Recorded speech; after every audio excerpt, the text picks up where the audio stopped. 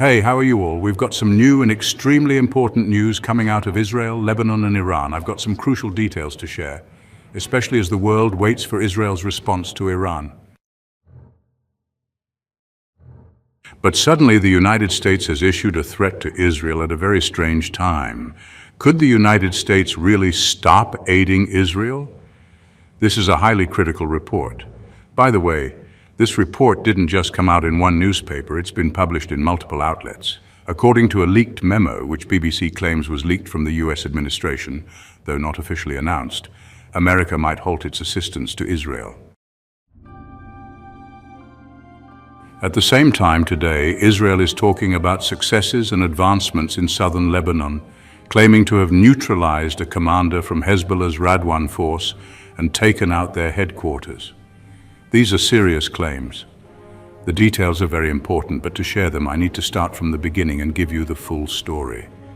The latest information we have today might be different from what you've heard before, especially regarding Israel's response to Iran and the fall of Hezbollah's Radwan force in Lebanon. So where do we start? Let's begin with an article I previously shared with you from the Hebrew version of the Israeli newspaper Haaretz. This version is written for Israelis and not many people have access to it. It discussed how Israel is facing a shortage of missiles and missile defense systems. I shared this article 2 days ago. Yesterday, an article in the Financial Times confirmed the same information. However, the Financial Times article cited American officials. Pay attention. While Haaretz cited Israeli officials talking about the shortage of missile defense ammunition due to recent Hezbollah and Iranian attacks, the Financial Times quoted American officials. Why is this significant? The truth is, it's serious because producing these missiles for defense systems takes a long time. They aren't regular missiles that can be produced in bulk each month. Each missile takes a considerable amount of time to manufacture. So Israel's missile defense stockpiles are running low.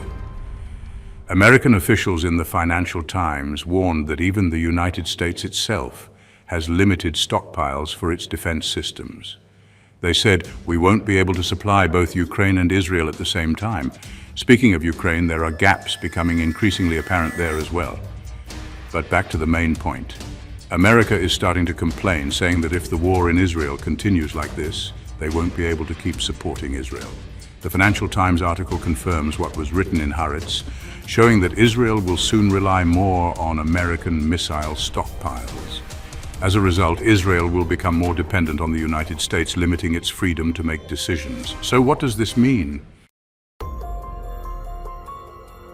It means that Israel is going to start relying on the missile defense systems sent by the US president. In fact, these systems have already arrived in Israel. I'd mentioned before that some components had arrived, but now the entire system is in place. The only thing left is to deploy the system, as even American soldiers have already arrived in Israel. When the US deploys the THAAD system in Israel, it means they are filling gaps in Israel's missile defense systems. However, THAAD only deals with long-range missiles, not just any missile. The THAAD system specifically targets ballistic missiles, which systems like David's Sling or the Iron Dome can't intercept. Only THAAD can handle them. By the way, the THAAD system hasn't been tested in many combat scenarios and hasn't proven itself 100% successful in real combat, despite American claims.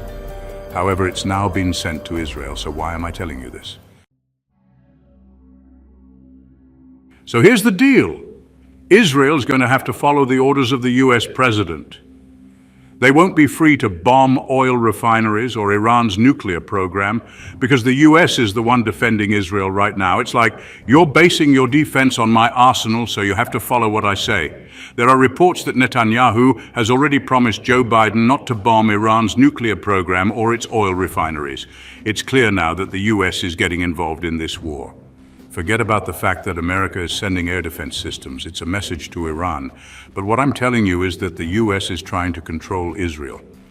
Meanwhile, the Washington Post mentioned, quoting informed officials, that Israeli Prime Minister Benjamin Netanyahu has told the US that Israel is prepared to strike Iranian military targets, but not nuclear or oil-related ones.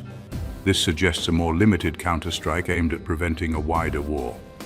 And today, Israel also said more stuff. According to the newspaper Yedioth Ahronoth, confirming that they would not bomb Iran's nuclear program or oil facilities. This is confirmation that Israel is going to follow America's orders. Now, America did something new today.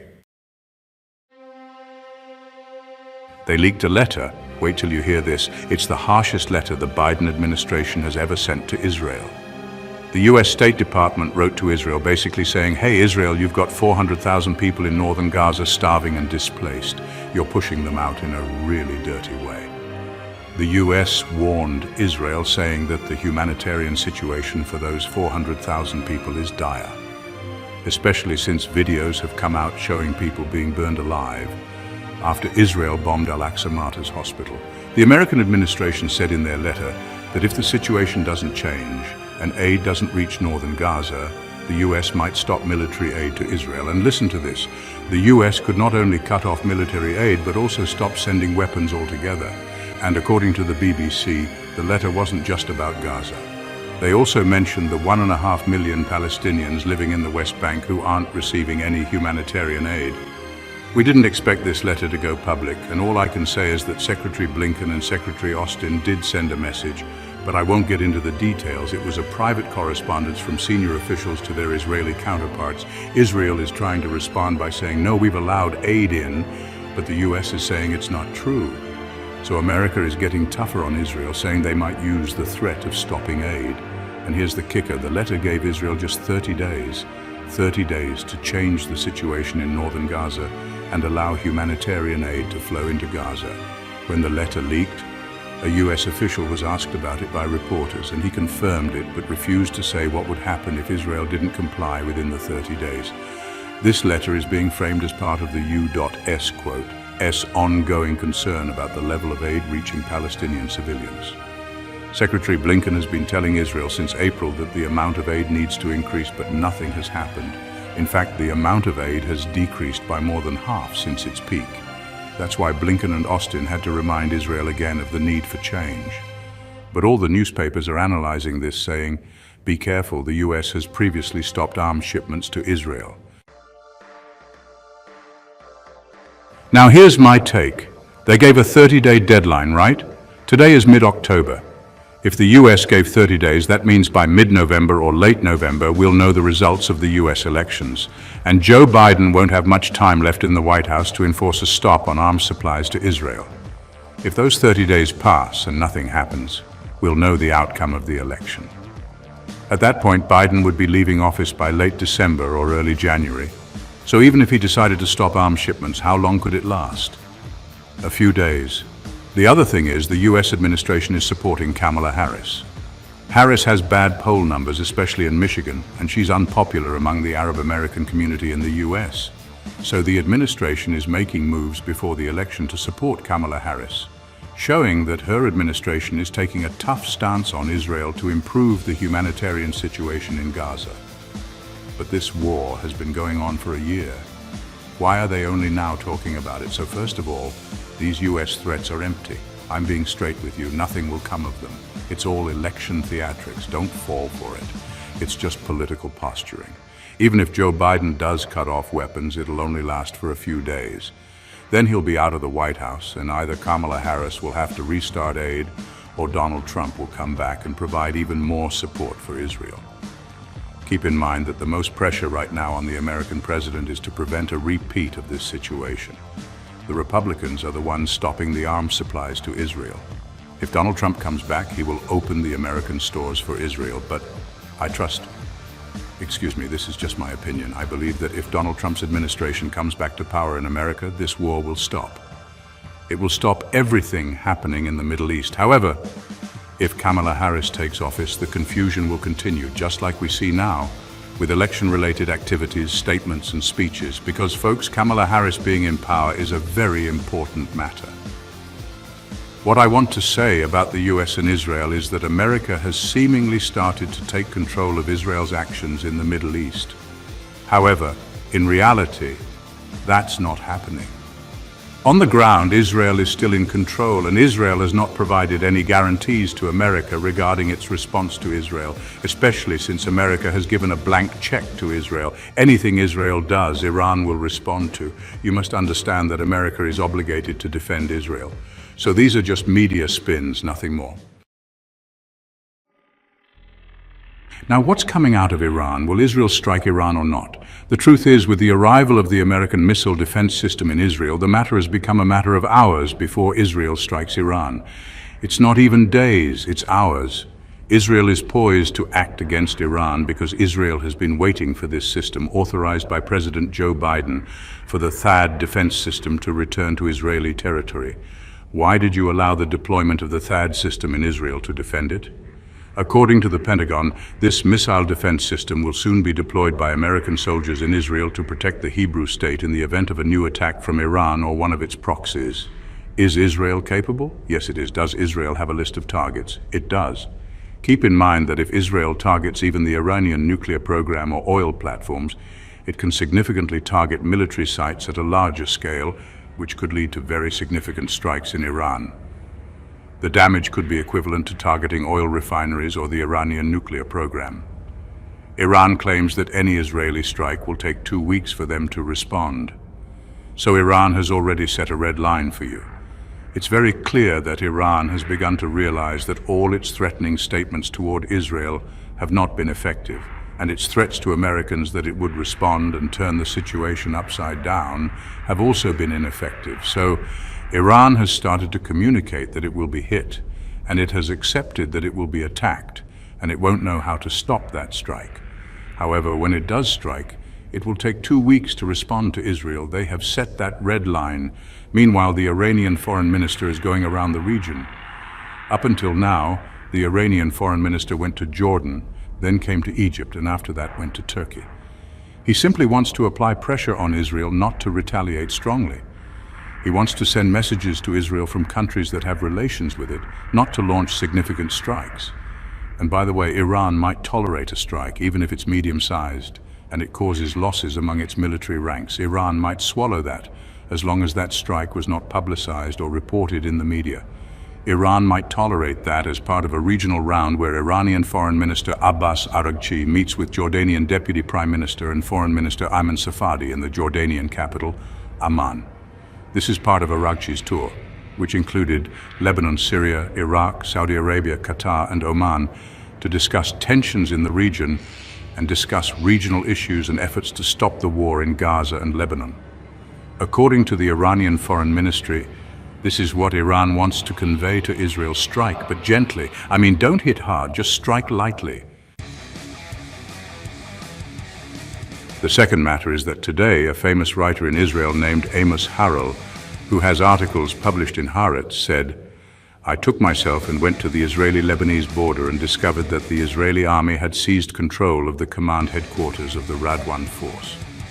What is the Radwan force? This is a special unit established by Hezbollah and Hassan Nasrallah to attack Israel.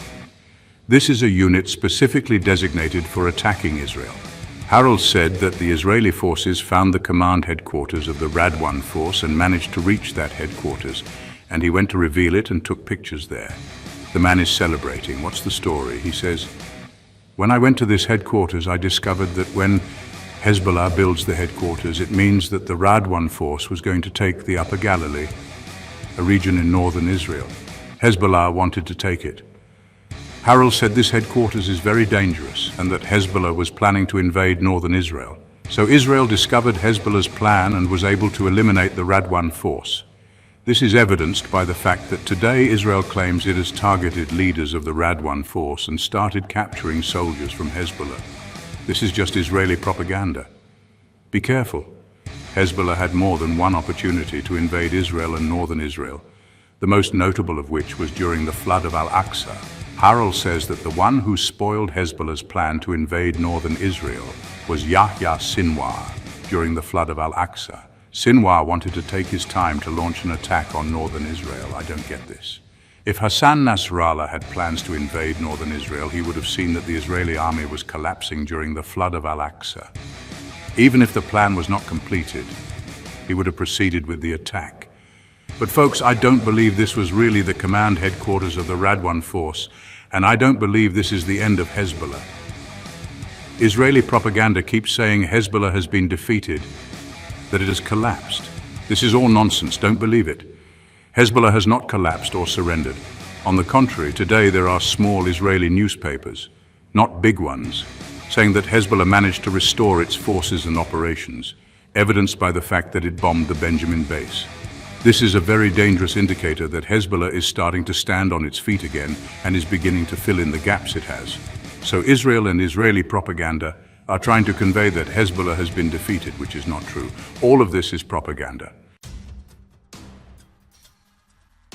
A very important question arises.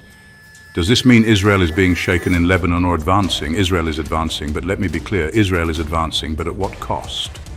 Israel is paying a price that it does not disclose, the price in soldiers and ambushes it faces, and a lot of its equipment and lives which it does not announce. Israel only announces that they took the town of Maroun al-Ras and raised the Israeli flag, but they do not disclose how much they have lost. Because keep in mind, Israel has supposedly issued an evacuation order for a third of Lebanon. Israel has displaced 1 million Lebanese so far, and it wants to remove UNIFIL forces from southern Lebanon. The figure released by the UN Humanitarian Office speaks of this number 1.6 million displaced, whether those displaced within Lebanon or the reverse migration from Lebanon to Syria, after Lebanon used to be a haven for Syrians, whose number here reached about 410,000 during this war declared on Syria. They have been present in Lebanon for years.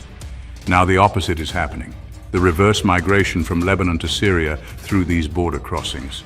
So the question is Israel able to take a third of Lebanon? It's impossible. I'm telling you that if they did, they would pay a very heavy price, especially since the Israeli army, due to the difficulty of the confrontation, has had to deploy a new brigade in northern Israel, Brigade 210. There are 5 brigades operating in southern Lebanon. This shows you the difficulty of fighting against Hezbollah's elements. By the way, today there was an investigation that also discussed the difference between Hezbollah and Hamas. They said that fighting against Hamas involved operations against small units.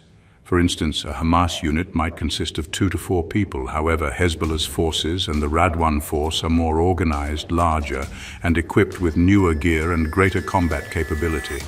They said that fighting against the Radwan force and Hezbollah is much more intense, by Israel's own admission. Finally, there is currently tension between Netanyahu and Emmanuel Macron.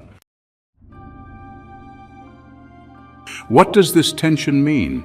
Take note that Macron stated yesterday, and Netanyahu told him, "Be careful, those UNIFIL forces you keep attacking are part of the United Nations." You should know that Israel was established based on a decision from the United Nations, which is Resolution 1947, when the UN voted to end the British mandate and divide the Palestinian territories, with part going to the Zionists. That decision was made in 1947. Netanyahu replied to Macron saying, "By the way, it's not the United Nations that established Israel. It was the war of 1948 that is the basis of Israel's establishment when we defeated all the Arab armies." So there's tension between Macron and Netanyahu, but you should also understand that this is part of what America is hiding today. When they issue a resolution against Israel and say they might stop military support and all that, this is a result of European pressure. Italy has stopped supplying Israel with arms, and France has halted arms to Israel. This came after Spain did the same. The only country still sending arms to Israel is Germany. Yesterday, Germany's foreign minister contradicted all the statements from German newspapers that said Germany would stop arming Israel. The German foreign minister came out and said, "We are committed to providing weapons and military aid to Israel and will continue doing so. We are entering a phase that is more dangerous than any other." As we navigate this volatile landscape, the implications of these geopolitical tensions become increasingly evident. The potential for escalation looms large, especially as Israel prepares for further military actions while facing both domestic and international pressures. The humanitarian crisis. One of the most concerning aspects of this ongoing conflict is the humanitarian crisis that continues to unfold in both Gaza and Lebanon. With millions displaced and a significant number of casualties, the impact on civilian populations is devastating. The United Nations has repeatedly warned of a worsening situation, emphasizing the urgent need for humanitarian aid to reach those affected. Despite the Israeli government's insistence on the necessity of its military actions for national security, the reality on the ground paints a stark picture. Civilians are bearing the brunt of the conflict, and international organizations are calling for ceasefires to allow for humanitarian access and support. However, these calls often go unheeded as both sides remain entrenched in their positions. Iran's role. Iran's involvement in the conflict cannot be overstated. The Iranian government continues to support Hezbollah and other militant groups in the region, providing them with resources, training, and strategic guidance. This relationship complicates the situation for Israel, as any military action against Hezbollah could provoke a broader confrontation with Iran itself. Iran's leadership is well aware of the stakes involved. They understand that their response to Israeli strikes will be closely monitored, both regionally and globally. As they prepare their military assets and continue to develop their nuclear capabilities, the question remains, how far is Iran willing to go to support its allies in Lebanon and Gaza, and what consequences might this have for the broader Middle East? International reactions. The international community remains divided on how to address this ongoing crisis. While many Western nations, including the United States, have expressed support for Israel's right to defend itself, there is also a growing chorus of voices calling for accountability and restraint. The shift in public opinion in various countries reflects an increasing demand for a balanced approach that considers the rights and needs of Palestinian civilians alongside Israeli security concerns. The role of the United Nations is also crucial as it attempts to mediate the conflict and facilitate dialogue between the parties involved. However, the effectiveness of these efforts is often hindered by political divisions and the complexities of regional alliances. Looking ahead, as we look to the future, it's essential to consider the possible scenarios that could unfold. A continued escalation of hostilities could lead to a broader regional war, drawing in multiple countries and destabilizing the entire region. Conversely, there is also the possibility that diplomatic efforts could yield some level of ceasefire or peace negotiations, though this seems increasingly unlikely given the current trajectory. Ultimately, the resolution of this conflict will require the commitment of all parties involved to engage in meaningful dialogue and to prioritize the needs of civilians caught in the crossfire. Without such a commitment, the cycle of violence is likely to continue, further entrenching divisions and perpetuating suffering on both sides. In conclusion, the stakes are incredibly high, and the need for a comprehensive approach to peace in the Middle East has never been more urgent. As the situation evolves, we must remain vigilant and engaged, advocating for solutions that prioritize humanitarian needs while recognizing the complexities of the geopolitical landscape. Finally, I hope that I was able to provide you with a useful report so that you can be informed of the events moment by moment. I hope that you support the channel by liking, commenting, and subscribing if you like the video content. Thank you for watching. See you in a new event.